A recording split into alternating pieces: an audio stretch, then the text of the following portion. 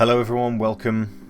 It's Wasmatic here, yes it is, and slightly overdue with this second video in my Ubisoft Division series.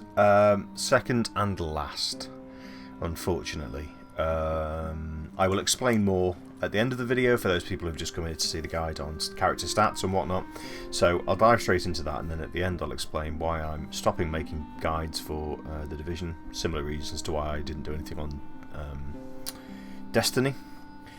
So anyway, so this video is going to take a quick look, and I'm going to hopefully make it less than 10 minutes, a quick look at character stats, how to build a character. So we've looked at skills, perks and talents and how they affect your character's playstyle and passives and active abilities. This will look at character stats. So I'll start with I'm going to start by looking in the inventory. So in your inventory you have all of your weapons. So you have a primary, a secondary and a sidearm pistol, and then underneath there you have your modifications for your weapons.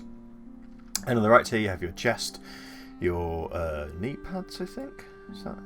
No, that's your chest, your mask, your knee pads, backpack, gloves and harness, holster. And then you have modifications here for your weapon, for your modifications for your gear, and then here this is when you gather loot in the dark zone. So first and foremost you need to be looking at these statistics here. There are three primary statistics that dictate how your character plays. If we start on the left hand side, you have firearms. So this firearms number here dictates what your primary DPS is there. Now I will say that having played through to level 30 and having run through challenging mode up until the Incursion, the most difficult, currently the most difficult mode, game mode and in place, skill powers here and electronics are pretty ineffective in my personal opinion against elites. You play an elite, he'll either destroy, if you have a turret, they'll either destroy it in seconds, or they will hack it and turn it against you. Like I had a challenge mode yesterday, and the guy, a random teammate from a pub, kept throwing a turret down, and I kept saying to him, please don't put a turret down, I keep getting killed because they keep getting hacked. So he put a turret in front of him, and then it would get turned around and it would shoot at the entire group, and we kept wiping. And then of course when we kept wiping he left, and then we did it. We finished it. So anyway, so firearms, three primary stats: firearms, stamina and electronics. Your firearms number, and you can let's have a look at some of the gear. So let's take this backpack. Here you will see that there's nothing in firearms. There's 575 points in stamina, and there's nothing in electronics. So every item that you have gives you the opportunity to put points. That's got points in electronics. Don't know why I've done that, but there you go. That's got points in all three actually for the holster. So when you're building your character you need to be very mindful of, and my advice would be, your primary DPS, which is your weapon here. So your primary weapon, and also if you swap your weapons out, and so let's switch to my SMG. If I then go back into my inventory, you'll see, oh, my secondary DPS is about the same. Let's have a look. Right, DPS is the same. So let's start with, you've got your firearms. Your stamina basically dictates your hit point pool. My experience, when you get to end game, and I use that term very loosely, you have a necessity for a larger hit pool, because the elites hit like a train. Normal elites in challenge mode are all gold. They're all gold elites, and they all hit like a train. So as soon as you stick your head above cover, 2 or 3 shots and you could be dead.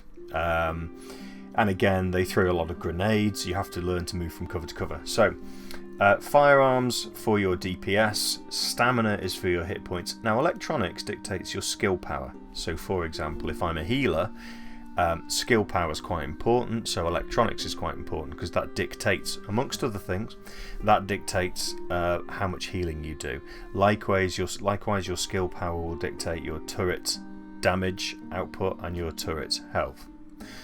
Having played through the game and having hit the challenge instances, my personal opinion is, if you're not a healer, this is the last consideration for you. Electronics and skills seem to be more or less redundant apart from healing when you're in challenge mode.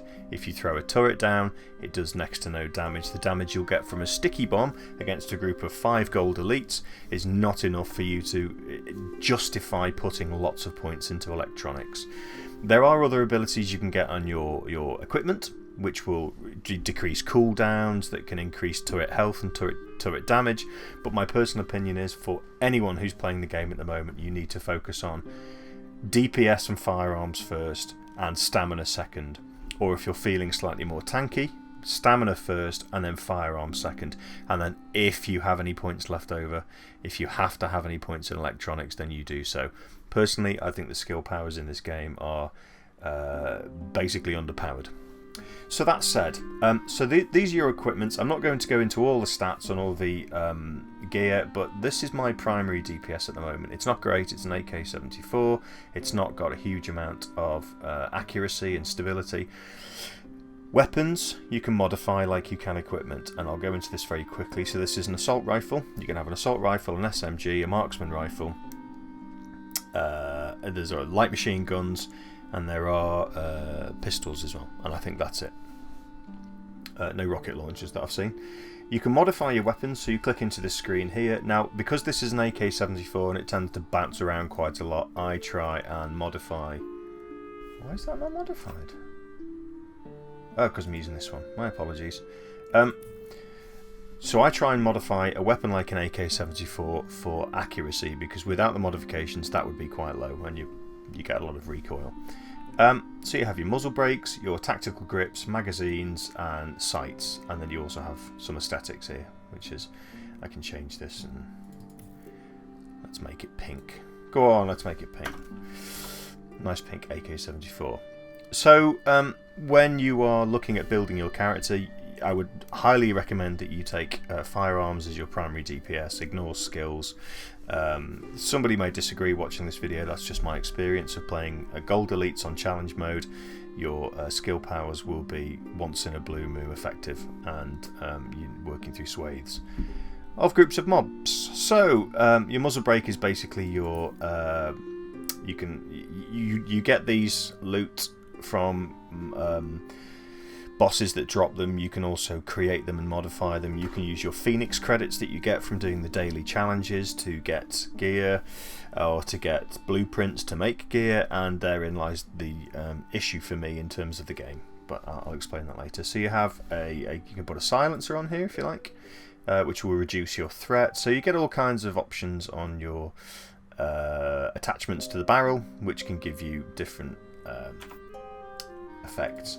Now the AK-74, I try and focus on stability as much as possible, just because it was very, very poor in accuracy and stability as well in terms of the stats here for the weapon. What I would highly recommend is that absolutely everybody, as a primary or secondary weapon, should have an SMG. Now these things are incredible, and I think at the moment, if you can put points into critical hit chance and critical hit damage and rate of fire and possibly increased magazine size as well, you will do a ton of damage with these things. They rip through elite shields, they rip through elite's health pools. By far and away the most effective weapon that I found in the game. I haven't really played with LMGs so much. Marksman rifles obviously do a lot of damage, but you need to get range from those. So those are the modifications for your weapons. What that gives you then, so with the modifications on your weapons, you can also then apply modifications to your gear as well. Not all, so this little stash here will tell me that this piece of equipment I can modify. If it's like this and there's no line, then I can't modify it at all. So I have 2 at the moment I can modify, which isn't great. These give you options to enhance your primary stats, so your 3 character stats. So you can use firearms, stamina, or electronics. So if I just have a look at that for a modification. So I've got a firearms mod, that's the one that I've actually got attached at the moment, but I could choose to have an electronics mod, another firearms mod which will have lower points. You can get stamina mods as well, so these basically can affect how your character is built. Like I said, in this character build for me, I focus on DPS first, health second. which is unlike me because I'm normally a healer, but I found healing in this game is just pants, like everything else. Sorry, no, I didn't say that. So you can modify your weapons and you can modify your gear. When you get to this gear level as well, you need to be looking at what are the extra talents and abilities weapons the items will give you. So if I go to primary weapons here, and I'll pick this one very deliberately because it's a gold level weapon, you need a requirement to be able to activate this talent, and it's a number for your primary stats. That's Firearms 1889. I've got Firearms 1613. I know I said I focus on Firearms as a primary stat, but for some reason I've ended up with more stamina. And again, for this you need stamina at 2362 and Firearms at 1889. Each weapon, I think it's from blue onwards, will give you an ability. So here's one that I've actually hit the requirements for. Critical hit chance increased by 10.5%. Critical hit damage increased by 20%.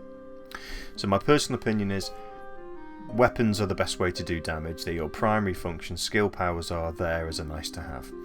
What that then gives you is the ability to assess your character based on the weapon that you are currently have equipped. Now I should have equipped I want to get my SMG up, so I want to show you how you can. So all of the stats that you put into your character will give you your DPS, your health, and your skill power. And you can go into your character, you can critically assess how that impacts upon your character's playstyle. So I use my assault rifle in pink there. I use that for suppression mostly. So I tend to do a lot of suppression and rely upon some of my teammates to do damage at a longer range. And then when the elite's getting close, I will swap to my submachine gun. That's actually dropped, which is a bit disappointing. I actually had my critical hit chance up at 54%, so obviously I've changed something, and not to best effect. Critical hit damage, again, you can modify your equipment, and you can get equipment which have critical hit damage bonuses. Bear in mind, if you're going to pad your critical hit damage, you need to make sure that you're also got a very, very high critical hit chance. So every other bullet that I fire, in theory, more or less, will give me a critical hit, so it will also give me an additional 125%. Headshot damage is more for marksman. Accuracy I try and get as high as possible, but like I said, for an SMG, focus on critical hit chance, critical hit damage, rate of fire. I'm not sure if this is down here somewhere. SMG damage bonus, nothing, I'm not sure why. So all of these stats that you can see here, that you scroll down on your character screen, all give you the ability to influence your character's contribution to any particular instance. Now, as you get to challenge mode and end game, it's all about fighting elites. The higher the levels you get, once you get past level 30 and you've hit all the normal modes, you're straight into needing to fight elites, because every opposition mob is an elite. So that's it in a nutshell. To recap, your character overview, your weapons and your equipment will contribute towards your stats of firearms, stamina or electronics. Your individual weapons will give you talents that will support and influence your character build in very different ways, so they can give you additional talents. And then you can use your character screen to assess how the build that you've made affects your character's actual contribution to damage or to healing. Have they got healing on here? That's an interesting one. Let's see if we can find it. Weapons.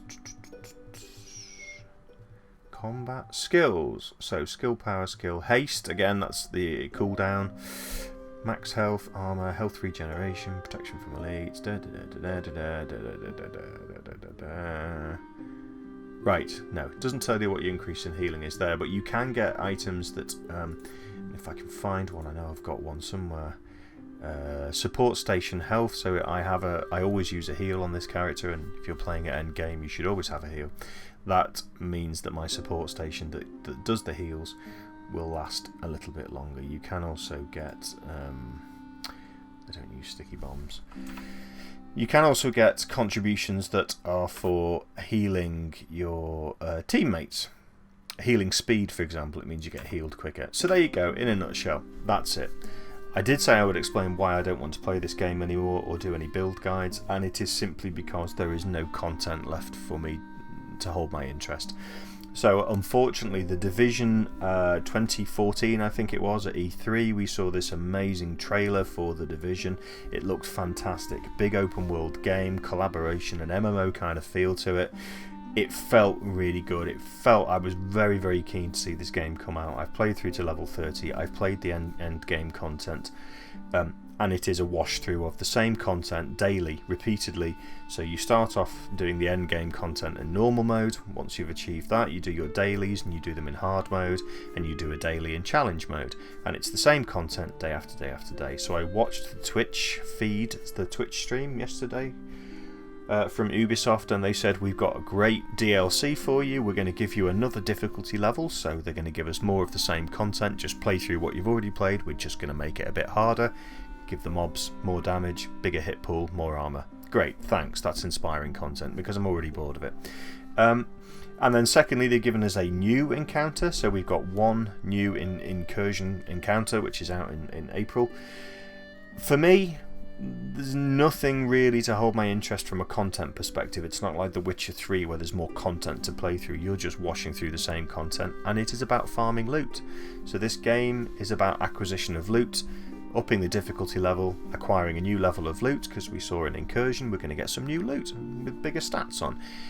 And you can see where it's going to go, and you'll be 3 years down the line like Destiny, and you'll still be playing through the same content with a couple of content updates, and you'll just be playing that repeatedly day after day after day.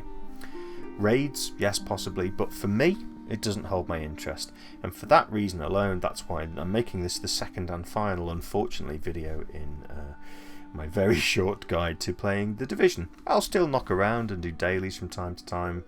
Maybe I'm considering deleting it. That said, I am already looking at what other content I can provide on other games. Also taking a very good look at Star Citizen, which I've pledged for recently. So that's it. Thank you very much for watching. I hope it's been useful in some way. Very quick and dirty. It didn't go anywhere near 8 minutes, but there you go. Please give me a comment, like and subscribe. Let me know if you agree with me on The Division or if you disagree. And I will see you in the next one. Thanks for watching. Bye for now.